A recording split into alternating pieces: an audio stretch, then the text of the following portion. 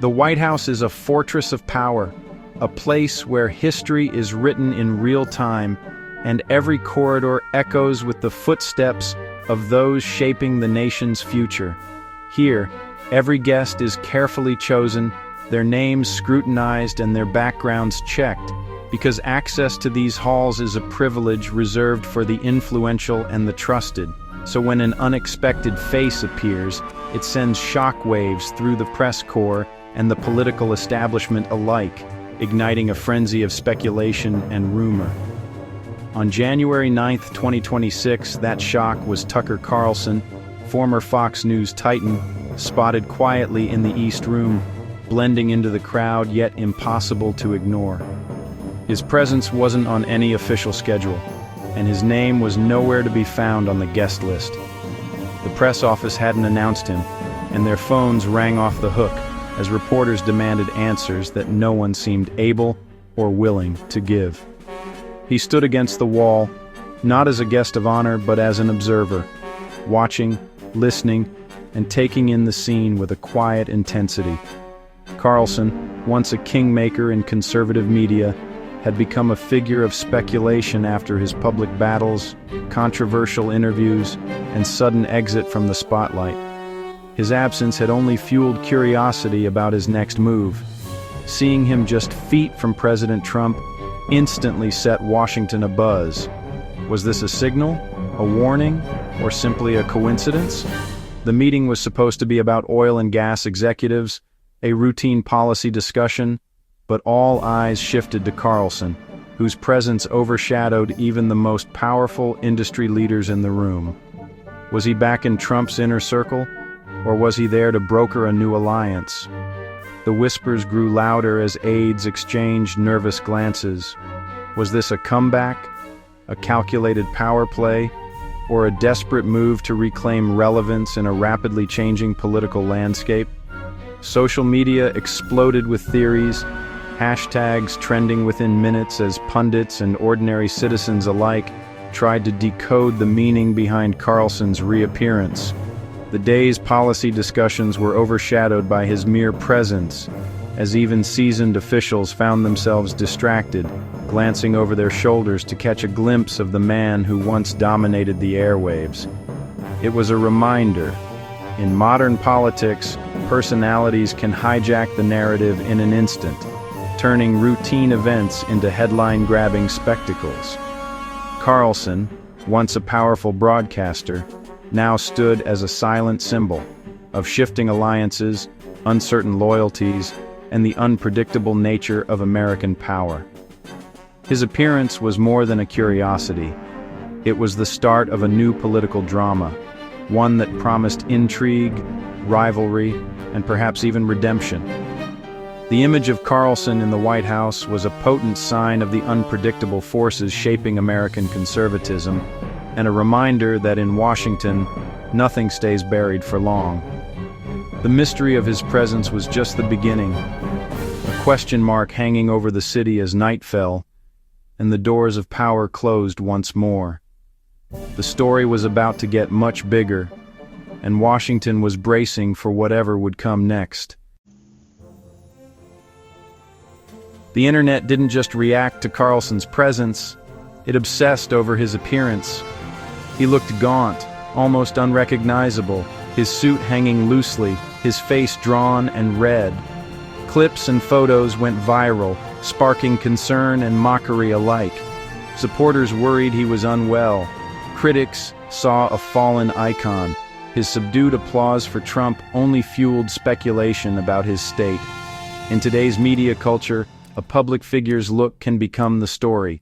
Carlson's transformation turned a political event into a personal spectacle. The question on everyone's mind, what had happened to Tucker Carlson? The East Room meeting was about more than optics. It was about power, influence, and the future direction of American energy policy. Behind the polished speeches and formal handshakes, a new era was quietly being shaped. President Trump had summoned America's most powerful oil and gas CEOs to the White House, determined to chart a course after the U.S. military intervention in Venezuela. The room was filled with anticipation as the nation's top energy minds gathered to discuss the implications of this bold move. With Venezuela's vast oil reserves now under American control, the stakes were enormous. Billions of barrels of oil, once locked away, were suddenly within reach, and the world was watching to see how the U.S. would wield this newfound power. The conversation in the room was intense: how to manage, extract, and profit from this new resource, but also how to navigate the political and ethical challenges that came with it. Every decision would have global consequences. Trump called it a victory for American energy independence, promising that the nation would no longer be beholden to foreign oil. He spoke of jobs, prosperity, and a new era of American dominance in the global energy market. Oil executives saw unprecedented opportunity.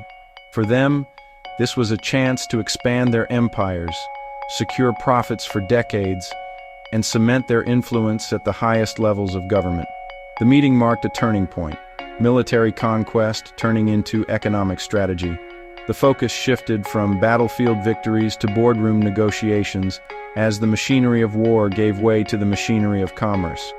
The partnership between government and industry was clear, with both sides eager to shape the future of global energy. Together they would decide how this new power would be used and who would benefit.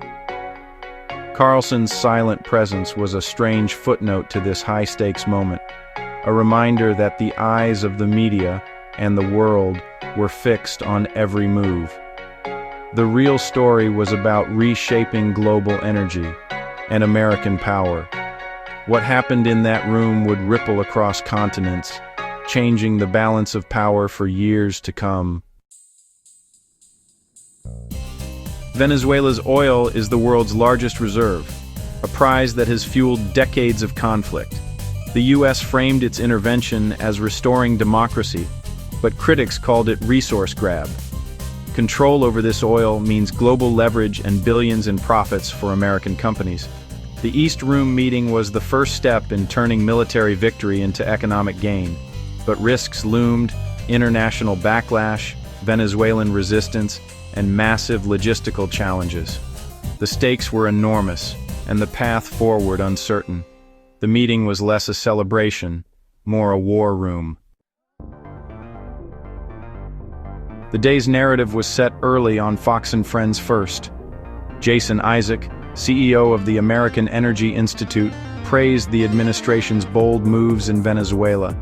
He framed the oil seizure as a win for American energy independence. The segment primed viewers to see the White House meeting as a strategic triumph. It was coordinated messaging, media, think tanks, and the White House in sync. Before critics could react, the administration's story was already out. The stage was set for Trump and the oil executives. Carlson's White House appearance shocked many because he'd become a symbol of the MAGA Civil War. Once a Trump loyalist, he'd turned critic, rallying a populist wing skeptical of corporate power and foreign wars. His new platform challenged Trump's direction, deepening rifts within the movement. Now, standing with oil executives, Carlson seemed to contradict his own message. Was he rejoining the establishment, or trying to influence it from within? His presence confused allies and critics alike, fueling debate about his true intentions. The MAGA movement's internal battle had a new twist. Carlson's journey from Fox News king to outsider was nothing short of dramatic, filled with unexpected twists and turns that kept both his fans and critics on edge. Once the most watched host in America, he not only shaped conservative thought, but also became a trusted advisor to Donald Trump, influencing the national conversation and setting the tone for right-wing media. His abrupt firing sent shockwaves through the media world, leaving colleagues and viewers stunned and sparking endless speculation about the real reasons behind his departure. Carlson wasted no time reinventing himself. He launched an independent show online where he doubled down on his anti-establishment rhetoric, speaking even more freely and challenging the mainstream narrative.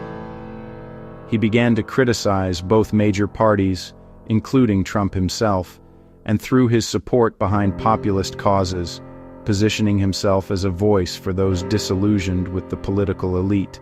This bold new approach won him a fresh wave of followers eager for unfiltered commentary, but it also alienated some of his former MAGA loyalists, who felt betrayed by his shifting stance.